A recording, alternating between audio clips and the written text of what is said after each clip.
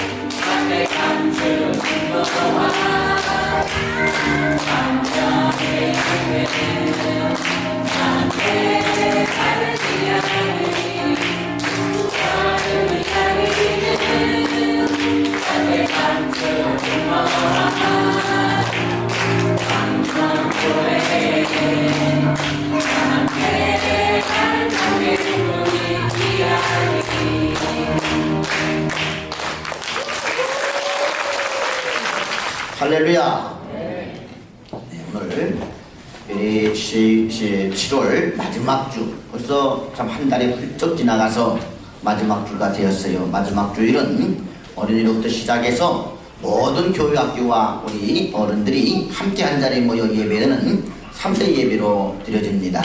우리 가족들과 함께 손을 잡고 인사 나눕시다. 전도합시다. 옆 좌우 앞뒤로 다시 한번 전도합시다. 아멘. 오늘 말씀의 제목은 잠깐 쉬어라 하는 제목으로 함께 은혜를 나누고자 합니다. 여름 휴가철이 되었습니다. 오늘 성경 봉독한 우리 강창호 집사님도 지난 목금토 2박 3일 동안 강원도 양양으로부터 시작해가지고 계곡을 다녀왔다라고 입이 침이 마르도록 당에서 기도하고 내려올 때 10분 전부터 와가지고 자랑을 놓더라고요. 그러면서 목사님 언제 휴가 가세요? 아이들과 함께 계곡에 가서 물놀이도 하고 또 이렇게 발도 담그고 그랬더니 너무 이렇게 가족과 함께 보낸 시간이 좋았더라고. 할렐루야. 참 사람은 휴식이 필요한 것을 볼 수가 있습니다. 곳곳마다 도로마다 계곡마다 바다마다 들마다 휴가를 보내는 사람들로 인산인해를 이루고 또 해외로 떠나는 휴가객들도 늘어나는 것을 볼 수가 있습니다.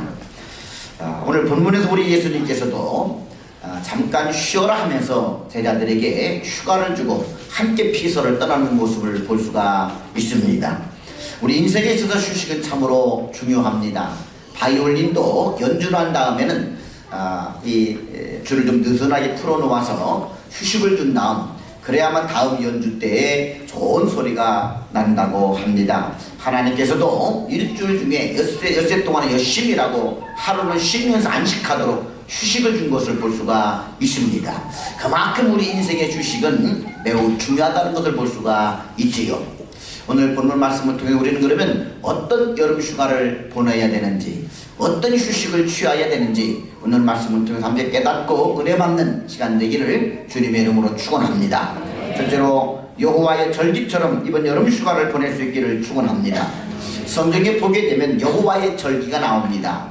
유월절, 무교절 또는 초실절, 칠칠절, 수장절 이와 같은 많은 절기들이 나오는데 그와 같은 절기들을 특별히 거룩한 하나님이 명하신 여호와의 절기라고 얘기했는데 그 중에 하나가 초막절이라는 절기가 있습니다. 이 초막절이라는 절기는 초실절이라고 하는데 수장절이라고 하는데 모든 곡식들을 추수한 이후에 곡간에 들인 다음에 가족들과 함께 일주일 동안 광야에 나가서 초막으로 집을 짓고 우리는 말하면 텐트를 치고 일주일 동안 광야에서 함께 가족과 기거하면서 보내는 절기, 이것을 초막절 또는 수장절이라고 이야기를 합니다.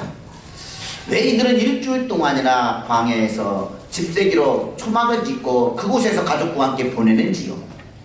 이스라엘 백성들이 과거 출애굽해서 40년 동안 광야 생활을 했습니다. 그 광야에서 굶주리고 힘들고 어렵고 수많은 고생도 했어요. 주권 잃은 백성이 노예 백성이 되었다가 하나님의 크신 은혜로 구원함을 받고 약속 땅 가나안 땅 오기까지 40년 동안 광야에서 매일 하나님이 내려주는 만나를 먹고 그리고 낮에는 구름기둥 저녁에는 불기도 인도하신 하나님의 은혜를 체험하며 40년 동안 연단과 훈련을 받았습니다.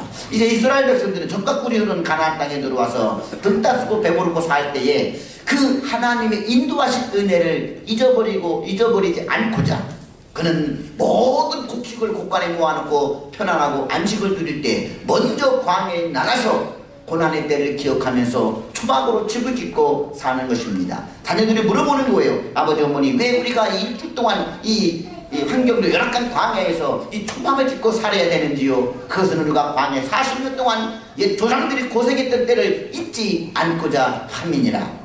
자녀들에게 신앙을 교육하는 기회로도 삼았습니다. 또 사람이 등 따스고 배부르게 되면은 자기가 잘나서 그렇게 된 줄 알고 교만해질 수가 있는데 초막을 짓고 하나님의 은혜를 기억하면서 이 모든 것이 베풀어 주신 하나님의 은혜입니다. 하나님을 향한 감사와 하나님을 향한 고마움을 잊지 않고자 그런 초막절을 지켰던 것을 볼 수가 있습니다.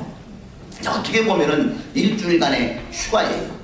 농번기 무더운 여름 동안 열심히 일을 하고 땀을 흘린 보람으로 곡간에 곡식을 가득 태워놓고 이때 등 따스고 배부르게 겨울을 기다리면 됩니다. 근데 이때 광야로 나가서 초막을 짓고 온 가족과 함께 머무르면서 어쩌면 잠시 휴가일 수가 있는 것이지요. 노동을 쉬고 무더운 여름을 지내고 참 온 가족이 피서를 간 것과 마찬가지입니다. 밤하늘의 별들을 보면서 가족과 함께 밥도 지어 먹으면서 피서. 그런데 그와 같은 휴가, 그와 같은 피서를 하나님은 무엇으로 지키도록 했느냐? 여호와의 절기로 지키라고 했던 것을 볼 수가 있습니다. 휴가는 절기처럼 지켜야 돼요. 이번 우리의 여름 휴가도 하나님이 주신 절기처럼 지킬 수 있기를 주님의 이름으로 축원합니다.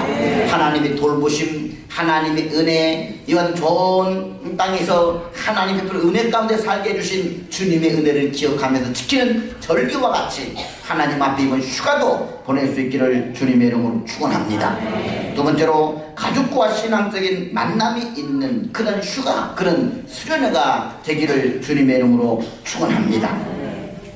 노아는 120년 동안 방주를 지으면서 사람들에게 전도했습니다. 하나님께서 우리의 죄악을 보시고 진노하사 이 세상을 물로 멸하실 것이니 우리는 정신을 차리고 끼어서 하나님 앞에 회개하고 돌아오시오. 앞으로 대홍수가 날 것입니다. 내가 오늘 방주를 짓는 이유는 그 홍수를 대비하기 위해서인 것입니다. 여러분이요 하나님 앞에 회개하고 돌아오세요. 그의 방주 짓는 생활은 곧 전도의 삶이었습니다. 그토록 110년 동안 열심히 전도하고 하나님 헌신하며 방주를 지었음에도 불구하고 엄청난 큰 방주를 지었는데도 고작 구원받은 숫자는 7명에 불과했습니다. 노아를 비롯해 모두 8명이지요. 그런데 보니까 그 7명은 노아의 가족들이었습니다.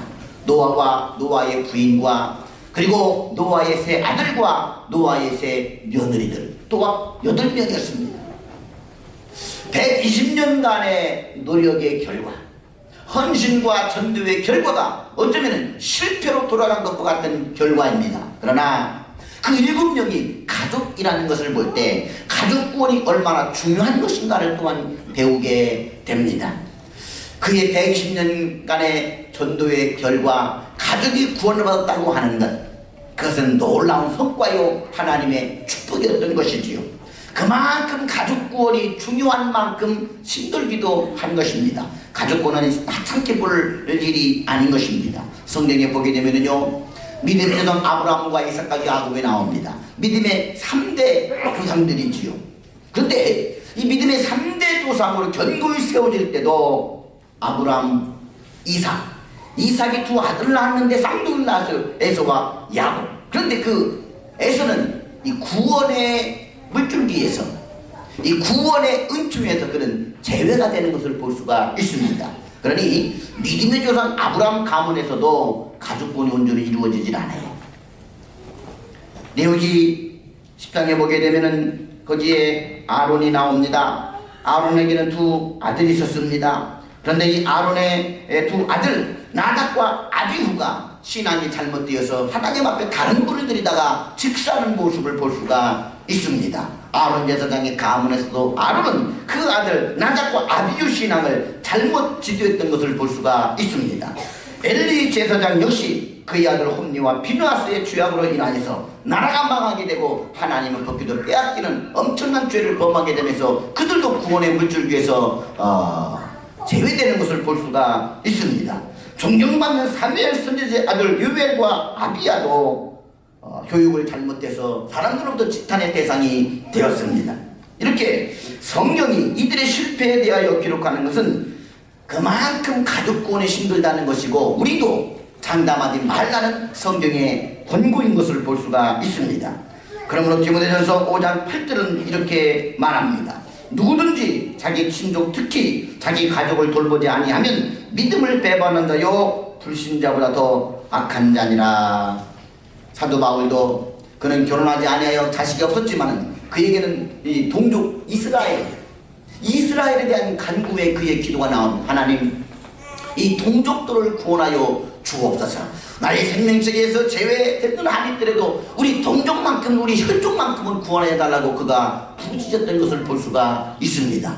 여러분, 마지막 때에 온 가족이 예수도 구원받아 천국 간다는 것은 참된 복이요 그만한 축복이 없는 것을 볼 수가 있습니다. 저는 목표를 한번 부르짖는 것이 무엇입니까? 가족 구원의 미랄이 되자는 거예요. 가족 구원의 축복의 통로가 되자는 것입니다. 나 하나 때문에 우상 숭배의 가정이 하나님 앞에 돌아와 변화되어 믿음의 가문을 이루는 것, 이것이었으면 제 목표의 방향이고 날마다 하는 설교의 주제인 것을 볼 수가 있습니다. 오늘 3대 가문이 하나님 앞에 예배드리고 있는데 오늘 한 자리에 모이지 않은 가족들이 있는 그런 가문들이 있어요.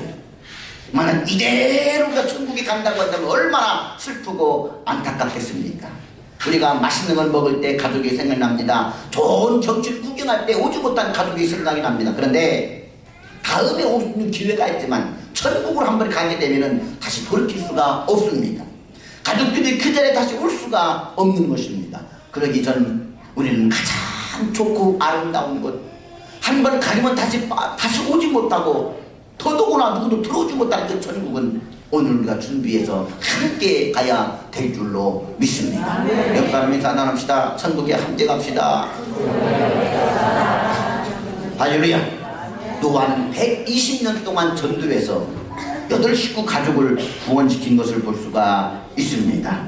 사랑하는 성도 여러분, 우리는 가정 구원에 대하여 책임을 져야 됩니다. 노아는 바로 120년 전도해서 이런 가족 구원을 이룬 것, 이것은 큰 성과라고 볼 수가 있는 것입니다. 우리가 노아와 같이 가정 구원을 이루려면 어떻게 해야 되는 것입니까? 여러 가지 희생원신이 필요하지만 이번 것 같은 1박 2일 전교는 수련회가 좋은 기회가 될 줄로 믿습니다. 이번 수련회는 가족과 함께하는 수련회입니다. 엄마 아빠가 자녀들의 손을 잡고 함께 떠나는 수련회가 되는 것입니다. 그곳에서 초막을 짓고 이스라엘 백성들이 광야 일주일 동안 자녀와 온 가족이 함께 하면서 아버지, 왜 우리가 이 광야에서 초막을 짓고 살아야 됩니까? 그것은 우리 조상들이 저 애굽 종산이 하나님의 은혜로 남았을 때를 기념하는 것이다. 우리 과거 조상들이 죽고 잃고 고생했을 우리는 더 이상 그런 과거의 고생과 연단이 없어야 된다. 우리는 하나님의 은혜를 받은 선물이다. 자녀들을 무릎에 앉혀놓고 옥수수를 까먹으면서 밤을 까먹으면서 자녀와 함께 신앙의 이야기를 나누는 것처럼 우리는 잠깐 쉬면서 1박 2일 온 가족과 함께 쉬면서 자녀들에게 하나님에 대한 신앙을 교육하고 그들과 진솔한 대화를 나누면서 함께 밥을 지어 먹으면서 밤하늘의 별들도 보면서 우리는 가족과 함께는 그런 1박 2일 수련회를 하게 되는 것입니다. 이 기회를 통해서 가족을 전도하고 가족과 함께 신앙을 나누는 그런 기회로 삼는다고 한다면 가족 구원이 그만큼 빨리 다가올 줄로 믿습니다. 좋은 아버지의 모임이라는 단체가 있는데 거기에 발표한 좋은 아버지가 되는 12가지 방법이 제시되어 있습니다. 그 중에서 가장 첫 번째 방법이 뭐냐면 자녀와 함께 여행하라 입니다. 이번 여름 수련회가 온 가족이 함께하는 그런 여행이 될 수 있기를 주님의 이름으로 축원합니다. 여섯 사람 인사 나눕시다. 우리 함께 갑시다. 함께 갑시다. 네. 세 번째로 성도와의 만남이 있는 수련회가 되어야 합니다. 우리 교회는 사도행전에 나오는 초대교회의 교회의 모습을 우리 광명교회의 가장 사모하고 또 세워져야 될 모델로 해서 우리가 사도행전을 써내려가는 사도 29장을 써내려가는 사도행전 신앙, 사도행전의 풀을 받는 그런 교회가 되고자 부르짖으며 기도하고 있습니다. 액트 29 할렐루야. 사도행전의 교회를 세워나가자. 이것이 우리의 필요고 목적이 아닙니까? 이 사도행전에 기록된 초대교회의 모습을 성경은 이렇게 표현하고 있습니다. 날마다 마음을 같이하여 성전에 모이기를 힘쓰고 집에서 떡을 떼며 기쁨과 순전한 마음으로 음식을 먹고 하나님을 찬미하며 또 온 백성에게 칭송을 받으니 주께서 구원받는 사람을 날마다 더하게 하시니라. 할렐루야. 그 사도행전 초대교회의 모습을 그리는 장면 중에 눈에 띄는 것이 무엇이냐면 성도들이 날마다 성전에 모이기를 힘썼다. 그리고 잔치하고 함께 밥을 먹으며 찬미하고 서로 교통하며 서로 사랑을 나누었다. 이 모습을 보고 사람들에게 교회가 칭송을 받았고 날마다 믿는 사람이 더 늘어나게 되었다. 할렐루야. 초대교회의 아름다운 모습, 온 교회 공동체가 하나가 된 모습, 항상 모이기를 힘썼고 만나는 것이 행복했고 할렐루야. 늘 만나서 싸움하고 다툰 것이 아니라 찬송하고 기뻐하고 잔치했다는 사실, 우리 교회가 이와 같은 초대교회의 모습을 닮아가는 교회가 되기를 주님의 이름으로 축원합니다. 우리가 보통 예수 믿는 사람을 성도라고 얘기합니다. 성도라는 말은 단수가 아닙니다. 성도라는 말은 거룩한 백성들, 거룩한 무리라는 말은 단수가 아니라 이건 복수이지요. 그러므로 성도는 하나로 존재할 수가 없다는 것입니다. 교회를 예수 그리스도의 몸이라고 얘기했고 그 몸에는 여러 가지 지체가 있는 것처럼 손과 발과 눈과 귀와 입 수많은 지체들로 이루어진 것처럼 주님의 몸 된 교회는 성도 하나하나가 지체가 되어서 공동체를 이룬다는 것입니다. 성도는 거룩한 무리, 공동체라는 말입니다. 성도는 결코 혼자 단수로 써지지를 않습니다. 이 말은 무슨 말이냐? 신앙생활은 혼자 하는 것이 아니라는 것입니다. 공동체, 모임 속에서 신앙이 이루어진다는 것을 볼 수가 있습니다. 할렐루야. 여러분, 무서운 줄 모르는 불도요 성냥개비 하나로만 붙이고 있으면 조금 가다가 꺼집니다. 활활 타던 장작불도 장작 하나를 띄어서 내게 되면 그 장작불은 곧 꺼지게 되는 것을 볼 수가 있습니다. 꺼져가는 장작불도 불타는 장작들과 모아놓게 되면 또 활활 타는 것을 볼 수가 있습니다. 성도는 그와 같은 것입니다. 여기에 힘쓰는 손도 몸에서 떨어져 나가게 되면은 이것은 결국은 아무 힘도 바라지 못하고 결국은 썩어지는 것을 볼 수가 있습니다. 성도는 혼자는 신앙생활을 못합니다.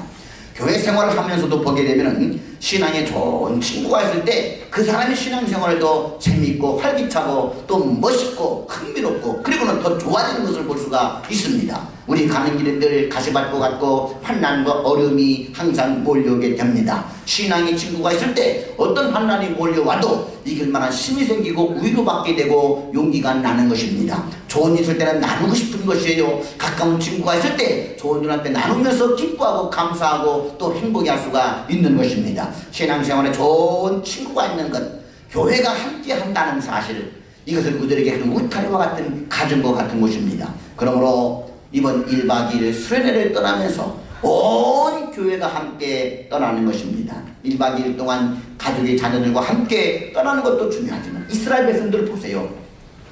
온 지역 주민들이 다 광야로 나갑니다. 이쪽에 텐트 세우고 저쪽에 텐트 세우고 자기 가족들만 텐트에 사는 것이 아니라 바로 옆에는 또 텐트 치고 가정들이 있습니다. 아파트에 보게 되면은요 무슨 닭집처럼 아주 콘크리트로 꽉꽉 막혀 있어가지고 그 앞에 누가 사는지도 모릅니다. 앞집에 누가 사는지도 모릅니다. 그런데 광야로 가서 풀로 집세기로 집을 만들고 있으면은요 바로 옆에 담벼락도 없이 문간도 없이 그냥 텐트에서 나오면 이웃집인 것입니다. 이건 뭘 말해주는 것입니까? 한 가족만 존재하는 것이 아니라 이웃이 함께하고 있다. 이웃이 벽이 없이 하나로 뭉쳐지고 하나가 되는 공동체를 힘을 씌워주고자 하는 것이지요. 1박 2일 동안 우리 교회 전 교인들이 잠시 여름휴가를 떠나서 한 장소에서 한 곳에 머물면서 담 없이 같은 성도들끼리 서로 교통하고 교제하고 한솥밥에 같이 먹으면서 함께 지내는 시간, 이것이 바로 1박 2일 교회 수련회가 되는 것입니다. 현대 바쁜 도시생활을 하다 보게 되면 함께하는 시간들이 참 부족한 것을 볼 수가 있습니다. 마음은 원입니다. 마음은 함께하고 싶은데 그러지를 못하는 거예요. 가정에서도 아침에 출근한 남편과 학교 가는 아이들, 퇴근하는 남편과 늦게 오는 아이들 만나볼 시간이 함께 밥 먹을 시간들이 없습니다. 마찬가지죠. 교우들도 마찬가지입니다. 그 일주일에 한 번 11시가 그 급에서 달려왔다가 축도가 끝난 대로 집을 가게 된다고 한다면 분명히 저 사람하고 만난 것 같은데 어디서 만났지? 하는 그런 성도들도 있다는 거예요. 200명도 안 되는 성도들도 그런데 1000명, 2000명 되는 교회 성도는 어떠하겠느냐 그 말인 것입니다. 핸드폰을 꺼내서 전화 오면 누구지? 왜냐면 그 핸드폰 전화번호가 핸드폰에 저장되어 있지 않기 때문에 낯선 전화번호라고 착각을 합니다. 이번 여름 이야기를 써내려가면서 각 조별로 명단들을 주니까 그때서 자기 핸드폰에 조원들 이름을 적고 또 전화번호를 입력하는 것을 보았습니다. 이름만 주니까 연락처를 모르고 있어요. 그만큼 소통이 안 됐다는 것이죠. 재직인 사람들도 함께 형제요, 함께 한 강단에서 말씀을 먹는 사람들, 2, 3년, 4, 5년을 지낸 사람들이 아직도 성도의 전화번호도 모르고 그만큼 대화가 없었다는 것입니다. 그래서 이번에 우리가 7월, 8월 우리들의 여름 이야기를 추진하는 계기가 그것입니다. 함께 교통하는 교회, 함께 화목하는 교회, 함께 소통하는 교회. 할렐루야! 각 좋은 길 나눠줘서 함께 단체복도 있고 함께 찬양도 준비하고 함께 예배를 준비하면서 또 함께 식사도 하고 함께 봉사도 하면서 얼마나 소통이 이루어지고 아름답고 행복했는지 얼굴만 보아도 알 수가 있었습니다. 할렐루야! 여러분, 노력을 해도 안 되는 것이 있고 노력을 하면 되는 것이 있습니다. 아멘. 저는 지금까지 노력을 하는데 안 되는 게 하나가 있어요. 1m 60이 넘고 싶었는데 아직도 키가 1m 59.5 반올림해서 1m 60이라고 꼭 써냅니다. 근데 안타깝게도 50이 넘어서부터요 이게 키가 줄어들어가지고 1m 59.3이 돼버렸어요. 반올림을 못하고 있습니다. 노력해도 안 되는 게 있더라고요. 노력해도 안 되는 게 있어요.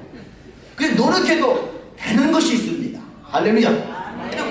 아무리 바쁜 현대 사회를 살아간다 하더라도 조금만 노력하면은 옆손도 전화번호 딸 수가 있습니다. 함께 우리 시간 내서 밥 먹자고 얘기할 수가 있습니다. 이와 같은 일들은 노력하면 되는 겁니다. 할렐루야. 그래서 우리가 지난 한 달 동안 조를 짜서 열심히 우리들의 여름연 해보니까 됩니다. 날마다 수시로 까똑 제 문자 막 들어오기 시작합니다. 그 소리가 얼마나 행복한지요. 어떤 사람은 시끄럽다고 나가는 사람이 있어요. 그만큼 자기 중심적인 그걸 회의해야 됩니다. 그게 까똑 할 때마다 돈이 10,000원씩 붙는 거라 생각해 보세요. 자면서도 행복하다 이러고 생각하십니다. 어디 나가겠습니까? 나가면 돈 10,000원 없어지는데. 근데 친구를 사귀는 것은요, 돈보다도 귀한 거예요. 황금보다도 귀한 것입니다. 까똑 하면은 돈이 통장에 들어온다고 생각하면서 그걸 자장가로 들으면서 행복한 기쁨의 소리를 들으면서 그러면서 소통과 교통을 할 수 있기를 주님의 이름으로 축원합니다. 할렐루야. 사도 바울은 로마 성도들에게 이렇게 편지를 합니다. 내가 너희 보기를 간절히 원하는 것은 어떤 신령한 은사를 너희에게 나누어 주어 너희를 견고하게 하매니 이는 곧 내가 너희 가운데서 너희와 나의 믿음으로 말미암아 피차 안위함을 얻으려 함이라. 형제들아, 내가 여러 번 너희에게 가고자 하는 것을 너희가 모르기를 원하지 않냐노니 이는 너 중에서도 다른 이방인 중에서와 같이 열매를 맺게 하려 함이로되 지금까지 길이 막혔도다. 이 말이 무엇입니까? 로마 교회로 가서 그들과 함께 교제를 나누면서 아름다운 여러가지 신앙의 열매들이 맺도록 그들과 교제하고 싶다는 사도 바울의 편지인 것입니다. 그럼 여러 번 가기를 마음으로 고대고 간절히 바랬다고까지 이야기를 합니다. 왜 그럴까요? 그만큼 교인들과의 교제를 갖고 싶었던 것입니다. 이 로마 교회는 바울이 개척한 교회도 아닙니다. 그럼에도 불구하고 같이 신앙생활하는 로마의 성도들이 보고 싶었고 그들과 함께 교제하면서 그들의 신앙을 더욱더 좋은 신앙으로 만들어주고자 하는 그런 열망을 가지고 있었다는 얘기지요. 그래서 사도 바울은 이렇게 갈라디아 1장 10절에서 쓰고 있습니다. 그러므로 우리는 기회 있는 대로 모든 이에게 착한 일을 하되 더욱 믿음의 가정들에게 할지니라. 할렐루야. 제가 어릴 때 불만이 하나 있었는데 아버지에 대한 불만을 그게 뭐냐면 우리 아버지는 밖에 나가서는 돈도 잘 쓰고 사람들에게 막 밥도 잘 사주고 아주 밖에 나가서 인기가 최고인데 근데 집에서 엄마에게 선물 사주는 거 못 받고 자식들에게 용돈 주는 거 잘 못 봤어요. 그러니까 늘 어머니가 하는 이야기는 저 사람은 늘 밖에 나가서 좋은 사람이지만 안에서는 나에게는 나쁜 사람이라고 왼수라고 너희는 그러지 말라고. 그런데 이상하게 그 피를 제가 물려받아가지고 저도 가끔 그런 모습을 제 모습이 찾아볼 수가 있는데요. 근데 신앙에서도 마찬가지예요. 세상에 나가서는 기마에 쓰고 팍팍 돈도 잘 쓰고 다니면서 서는 사람이 교회에 와가지고는 얼마나 참 짜고 얼마나 참 교제하기를 꺼려하는지 모릅니다. 우리는 그와 같은 사람들이 바뀌어야 돼요. 사도 바울께서 뭐라고 얘기했느냐? 그러므로 우리는 기회에 있는 대로 모든 이에게 착한 일을 하되 그런데 더욱 믿음의 가정들에게 할지니라. 구제를 해도 교회 안에서 믿음의 가정들에게 하고 봉사를 해도 교회 안은 믿음의 가정들에게 먼저 하라는 얘기지요. 할렐루야. 그만큼 사도 바울은 성도 간의 교제, 성도 간의 섬김을 강조했던 것을 볼 수가 있습니다. 우리는 지금까지 성도 간의 교제를 위해 얼마나 애써왔습니까? 이번 여름 수련회는 그 좋은 기회로 삼을 수 있기를 주님의 이름으로 축원합니다. 함께 가서 식사도 합니다. 함께 밤새워 진솔한 대화도 나누어 봅니다. 함께 몸을 부대끼며 게임도 합니다. 함께 찬양하고 함께 기도도 합니다. 교회 함께 다니는 어린아이들도 시작해서 어른에 이르기까지 함께 소통하고 함께 교제하며 하나가 된 공동체가 되는 기회가 되는 수련회가 되기를 주님의 이름으로 축원합니다. 마지막으로 자연 속에서 하나님의 숨결을 느끼는 수련회가 되어야 합니다. 유치원교육의 창시자인 프레벨은 생후 9개월 만에 어머니를 잃어줍니다. 계모의 슬하에서 냉대 속에 자라났습니다. 그런데 그는 그릇된 길로 가지를 않았습니다. 왜냐하면 그가 태어난 지방은 수목이 우거진 울창한 산림대였는데 바로 그곳에서 그는 하나님께 의지하는 법을 배웠다라고 고백했습니다. 끊임없이 하나님께 기도하는 것을 배웠습니다.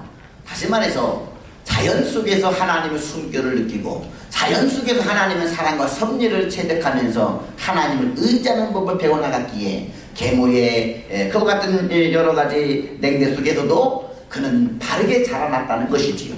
그가 자서전에 그렇게 쓰고 있는 것입니다. 그렇기 때문에 우리가 이 자연을 어떻게 대하느냐에 따라서 우리의 신앙의 모습은 얼마든지 달라질 수 있다는 것입니다. 사실 자연은 평소 우리가 깨닫지 못하는 것을 깨닫게 하는 진리의 책이라고 볼 수가 있습니다. 특히 우리 하나님이 살아계심에 대한 증거의 보고입니다. 우리가 하나님을 발견하고자 하면 자연은 얼마든지 그 증거들을 제시하여 줍니다.